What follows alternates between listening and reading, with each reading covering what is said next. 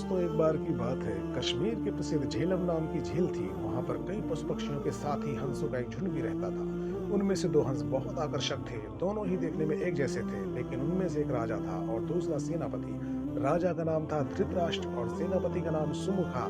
झील का नजारा बादलों के बीच में स्वर्ग जैसा प्रतीत होता था। उन समय झील और उसमें रहने वाले हंसों की प्रसिद्धि वहां आने जाने वाले पर्यटकों के साथ देश विदेश में फैल गई थी। वहां का गुणगान कई कवियों ने अपनी कविताओं में किया, जिससे प्रभावित होकर वाराणसी के राजा को वो नजारा देखने की इच्छा हुई। राजा ने अपने राज्य में बिल्कुल वैसी ही झील का निर्माण करवाया और वहां पर कई प्रकार के सुंदर और आकर्षक फूलों के पौधों के साथ ही स्वादिष्ट फलों के पेड़ लगवाए। साथ ही विभिन्न प्रजाति के पशु पक्षियों की देखभाल और उनकी सुरक्षा की व्यवस्था का आदेश भी दिया। वाराणसी का ये सरोवर भी स्वर्ग जैसा सुंदर था। लेकिन राजा के मन में अभी उन दो हंसों को देखने की इच्छा थी, जो झेलम सरोवर में रहते थे। एक दिन झेलम सरोवर के अन्य हंसों ने राजा के सामने वाराणसी के सरोवर जाने की इच्छा प्रकट की, लेकिन हंसों का राजा समझदार था। वो जानता था कि अगर वो वहां गए तो राजा उन्हें पकड़ लेगा। उसने सभी हंसों को वाराणसी जाने से मना किया, लेकिन वो नहीं माने। तब राजा और सेनापति के साथ सभी हंस वाराणसी की ओर उड़ चले। जैसे ही हंसों का झुंड उस झील में पहुंचा, तो अन्य हंसों को छोड़कर प्रसिद्ध दो हंसों की शोभा देखते ही बनती थी। सोने की तरह चमकती उनकी चोंच सोने की तरह ही नजर आते।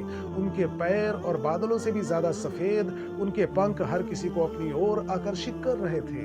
हंसों के पहुंचने की खबर राजा को दी गई। उसने हंसों को पकड़ने की युक्ति सोची और एक रात जब सब सो गए, तो उन हंसों को पकड़ने के लिए जाल बिछाया गया।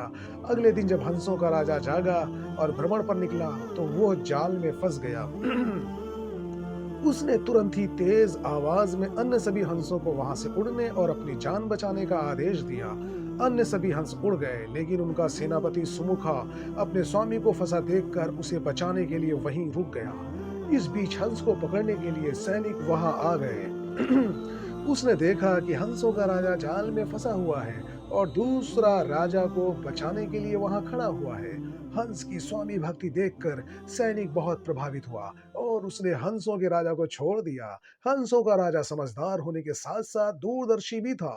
उसने सोचा कि अगर राजा को पता चलेगा कि सैनिक ने उसे छोड़ दिया है, तो राजा इसे जरूर प्राणदंड देगा।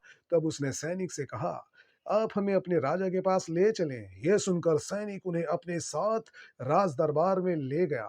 दोनों हंस सैनिक के कंधे पर बैठे थे। हंसों को सैनिक के कंधे पर बैठा देखकर हर कोई सोच में पड़ गया। जब राजा ने इस बात का रहस्य पूछा, तो सैनिक ने सारी बात सच सच बता दी।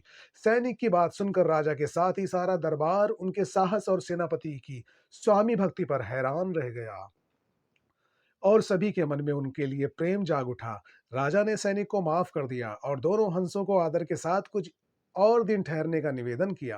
हंस ने राजा का निवेदन स्वीकार किया और कुछ दिन वहां रुककर वापस झेलम नदी चले गए और राजा बहुत प्रसन्न हुआ।